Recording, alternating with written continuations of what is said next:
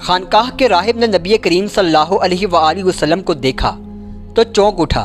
उसने अबू तालिब से पूछा, ये लड़का तुम्हारा कौन है? उन्होंने जवाब दिया कि ये मेरा बेटा है। ये सुनकर राहिब ने कहा, यह तुम्हारा बेटा नहीं हो सकता है। यह सुनकर अबू तालिब बहुत हैरान हुए और बोला, क्या मतलब है? ये मेरा बेटा क्यों नहीं हो सकता है? राहिब ने कहा, यह मुमकिन ही नहीं है कि इस लड़के का बाप जिंदा हो। यह नबी है। मतलब ये था कि उनमें जो निशानियां हैं वो दुनिया के आखिरी नबी की हैं और उनकी एक अलामत यह है कि वो यतीम होंगे। उनके बाप का इंतकाल उसी ज़माने में हो जाएगा जबकि वो अभी पैदा नहीं हुए होंगे। इस लड़के में आने वाले नबी की तमाम अलामात मौजूद हैं। उनकी एक निशानी ये है कि बचपन में उनकी वालदा भी इंतकाल हो जाएंगी। अबू तालिब ने उस रहबर से पूछा, नबी क्या होता है?